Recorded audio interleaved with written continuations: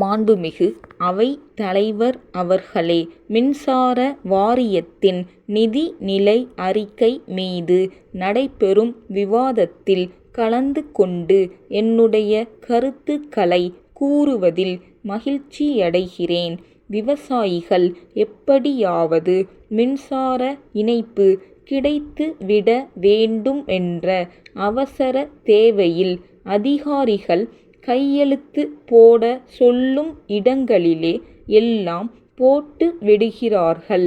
தங்களுடைய தேவையை கருதி வெவ்வேறு சக்தி உள்ள மின்சார மோட்டார்களை பொருத்துகிறார்கள்.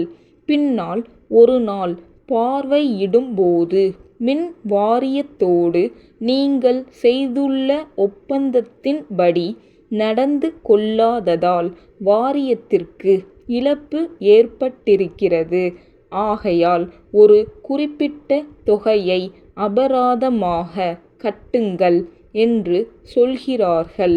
அதே நேரத்தில் ஒப்பந்தத்தின் அடிப்படையில் 24 மணி நேரமும் மின்சாரம் வழங்கப்படுவதில்லை. ஒப்பந்தத்தை மீறிவிட்டார்கள் என்று சொன்னால் மின்சார வாரியமும் அபராதம் கட்ட வேண்டும் அல்லவா? ஆனால் அவர்கள் கட்டுவதில்லை. காரணம், அவர்களிடம் அதிகாரம் இருக்கிறது. அதை வைத்து ஏழை எளிய மக்களை மிரட்டுகிறார்கள்.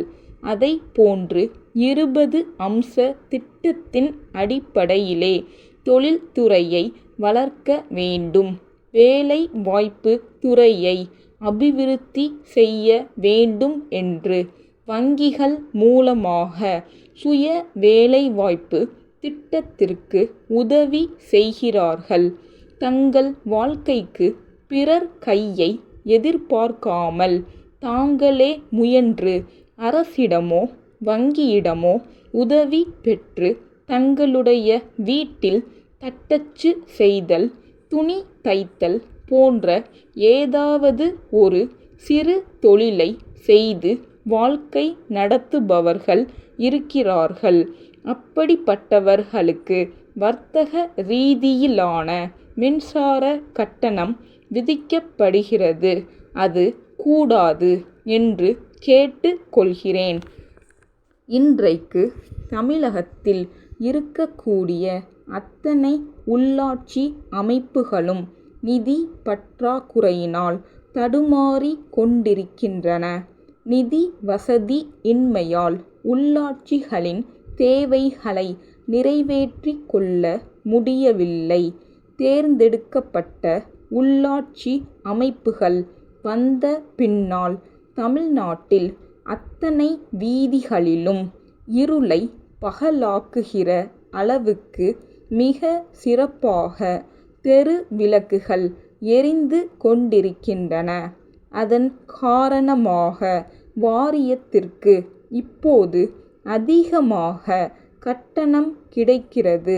இதை ஒரு சமுதாய சேவை என்ற அடிப்படையில் கருதி வீட்டு உபயோக அளவிற்கு தெரு விளக்கு கட்டணத்தை குறைத்தால் அவர்களுக்கு ஓரளவு உதவி செய்வதாக இருக்கும்.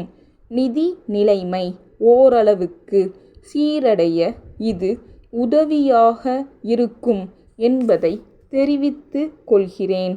அடுத்தபடியாக, மின்சாரத்துறை அமைச்சரே இன்று அறநிலையத்துறைக்கும் அமைச்சராக இருக்கின்ற காரணத்தால் இங்கே முக்கியமான தேவை ஒன்றை நான் சுட்டிக்காட்ட விரும்புகிறேன்.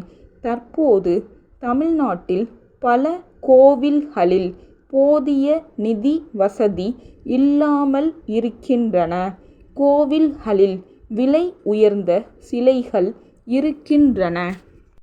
அங்கே செல்லுகின்ற மக்களில் பலர் விலை உயர்ந்த நகைகளை அணிந்து செல்கிறார்கள்.